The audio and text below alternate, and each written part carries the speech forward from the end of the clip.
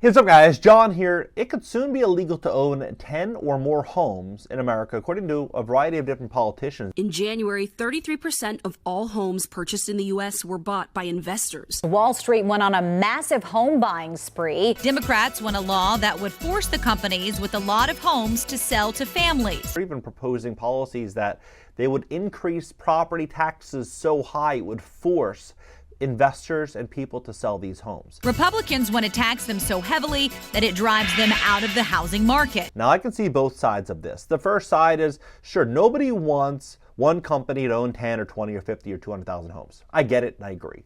But at the same time, what is really going on here? Because if you look at it from, a wide angle, you have to ask yourself, well, if they would apply these types of protections for property ownership, for homes and housing, wouldn't they do the same for, let's say, farmland or food supply? Wouldn't they do the same for, different other aspects of our lives? Because what's very fascinating here is investors, they owned $16.6 billion worth of farmland at the end of last year, right? And in 2020, it was $9.2 billion. So they've allowed investors to basically increase their position in farmland by 100%, roughly 100%, over 4 years, allowing 4 companies to control 85% of our meat supply. You have Tyson, Cargill, Brazil-based National Beef, and JBS now control 85% of the U.S. beef market. Then China can step in, and that's a 30% increase. China now owns 384,000 acres in America. They're a 30% increase since 2019. Right? We can't go to China and invest in property. It's not allowed, but they're allowed to come here and buy up everything. China's expanding purchases of large amounts of American property. Along with China's land grabs, Microsoft founder Bill Gates is the largest private owner of American farmland. Then you have, Smithfield Foods. They bought Smithfield Foods. What was the revenue last year for that company? Oh, $14.4 billion, right? A major player in our food supply. And it's just all out. 12 largest meat companies, Smithfield right at the top. So you have to ask yourself, what's going on here?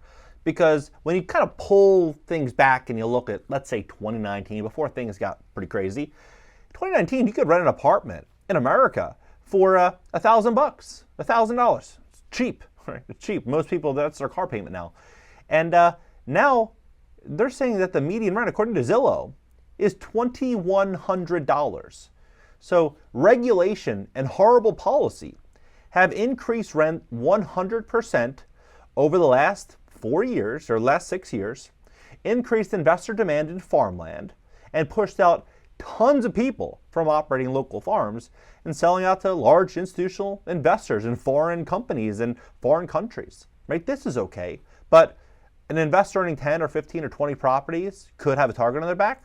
What's really going on here? Well, in this video, I'm going to break it down. I'm going to give you the facts and show you exactly what they're working on, why I think this could be the beginning of a really big problem for real estate investors, and why we all should pay very close attention to this. Please hit the like button. Hit the like button. People share this content to educate the people about what's going on in America's economy. If you'd like to fix your credit, we would love to help you at my company, GreatCreditFast.com. That's GreatCreditFast.com. If you have late payments, medical bills, charge-offs, foreclosures, bankruptcies, repossessions, or any negative item on your credit report, go to GreatCreditFast.com. Click the link in the description just below this video. Schedule a free call for tomorrow. Take a look at this. So Wall Street has spent billions buying homes. Their crackdown is looming. Wall Street went on a buying spree.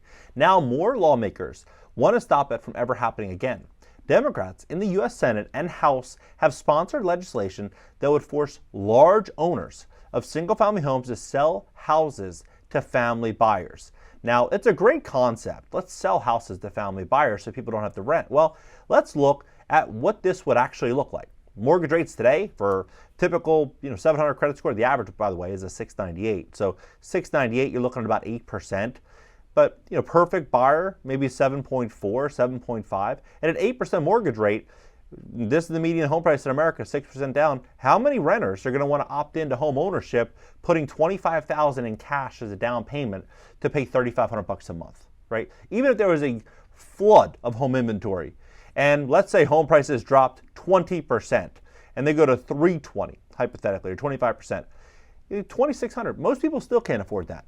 Most people can barely afford $1,800, $1,500, $1,200. People are struggling, right? So there's no way that this is going to actually work. I believe that what we could see here, as many institutional investors start to rebrand themselves as a philanthropic organization here to combat high housing prices, getting direct bailouts from taxpayers. That could be one option. Another option is, maybe it's a nonprofit right here to offer affordable housing, with all these different, loopholes in the back end to where they obviously make more money, right? There's going to be ways in which they're going to capitalize on this. There's not going to be a situation where, they're just going to give up their entire 10, 20, 30, $50 billion real estate portfolio for pennies on the dollar. I can promise you that's not going to happen. Republicans' bill in the Ohio state legislature aims to drive out institutional investors, institutional owners, through heavy taxation. Lawmakers in Nebraska, California, New York, Minnesota, and North Carolina are among those proposing similar laws. While homeowner associations for years have sought to stop investors from buying and renting out houses in their neighborhood, the legislative proposal represents a new effort by elected officials to regulate Wall Street's appetite for single-family homes.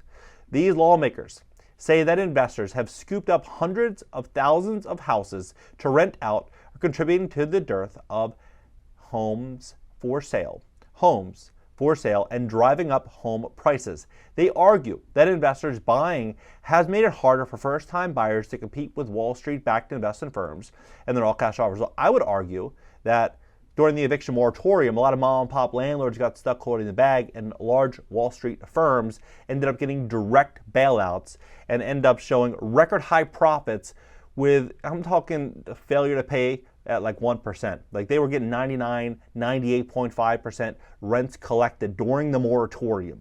No mom and pop landlord with a large portfolio in most cities was showing any type of, rent collection at that level, right? They're showing, when you look at Invitation Homes, you look at what their earnings were in 2021, 2022, it was record highs during that period.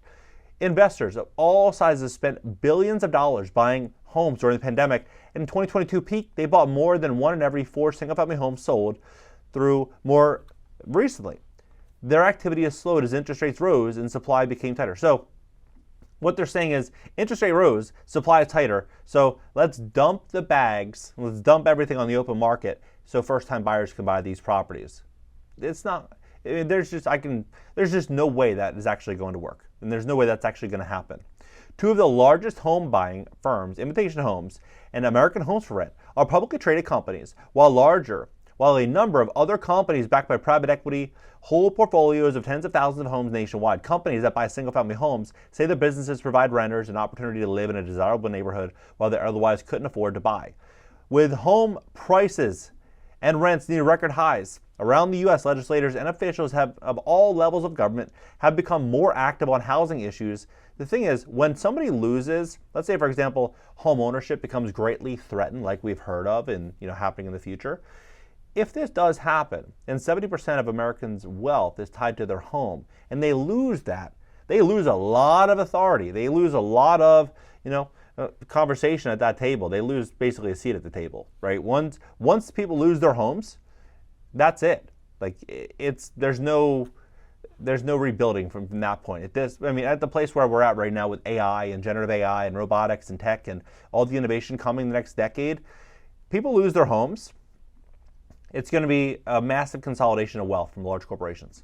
States have passed a new measure to fund more affordable housing to allow builders to bypass local zoning laws and make the eviction process more favorable to tenants. Most calls to block large companies from snapping up homes comes from liberals, but some conservatives also show an inclination to crack down. This corporate large-scale buying of residential homes seems to be distorting the market and making it harder for the average Texan to buy a home. This is a Republican from George Abbott, right? Wrote on X. This must be added to the legislative agenda to protect Texas families. Well, I would say you look at insurance, what that's done to Texas families. Look at property taxes, what's that done? Look at all these major blows going to Texas. Taxes and insurance has been a really big problem in a lot of these cities, right? And a lot of really bad policies have been enacted in a lot of these cities as well in Texas. Texas, beautiful, beautiful state, but they definitely have their problems. And it's not just affordability. close to equal numbers of voting age Republicans and Democrats said that they would support a measure to block Wall Street firms from buying homes, according to a new study funded by the University of California, Santa Barbara, and the Manhattan Institute conservative think tank. Now, they said that they interviewed 5,000, renters and homeowners, and this is what they said. But what they're saying here, though, to summarize, is they say smaller investors that own between 10 and 99 homes have stepped up their share of home buying this year. Some of these proposed legislations would also target these small investors. So 10 to 99 homes, and this would, target these investors. Now, they say that the bills in the House and Senate would cap rental home ownership at no more than 50 homes for many companies. So what happens to, those mom and pop investment companies that were founded in the 60s and the 70s, the 80s that own 100 homes, that own 200? Right? Not one of these large Wall Street backed, real estate syndicators that's, pulling money from pension funds and, pulling money from all these different ways, insurance companies. No. What happens to all of these other people that have owned properties throughout the years? And they're just, riding the wave over the last couple of years, the last 5 years. As insurance and taxes have also increased, their expenses have also increased. I try to see things from both sides. I understand that it's extremely expensive being a tenant. I understand that landlords definitely have a lot of curveballs. But I also like to look at the full picture here. I think that the only real big winner here is going to be Big Bro. Because once this gets accepted, because a lot of people can easily digest that institutional investors, they are the problem, and that no one company should own 20 or 30 or 50,000 homes, right? Everyone would probably agree with that.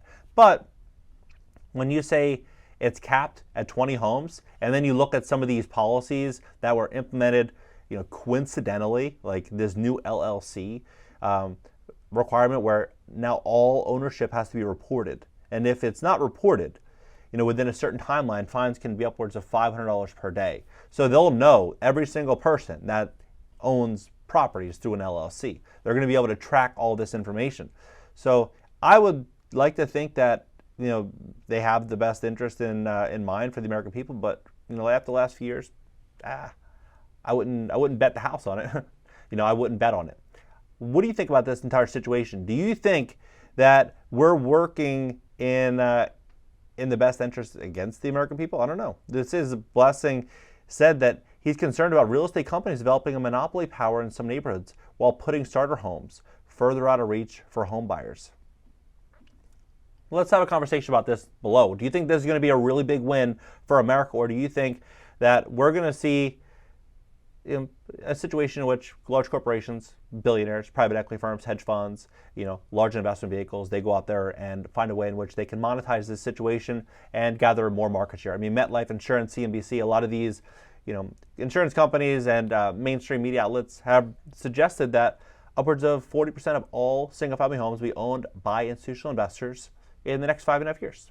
Let's have a conversation about this below. And if you'd like to fix your credit to position yourself for funding, maybe to grow and scale a business, maybe you want to buy a really nice home as your primary residence, or maybe even buy a rental, be very careful on where you're buying rentals. Just follow the the writing on the wall and make sure that you're going to put yourself in a good spot. If you'd like to fix your credit, we'd love to help you. At my company, GreatCreditFast.com, that's GreatCreditFast.com. If you have late payments, medical bills, charge-offs, foreclosures, bankruptcies, repossessions, or any negative item in your credit report, go to GreatCreditFast.com, click the link in the description just below this video, schedule a free call for tomorrow. I'll catch you next video.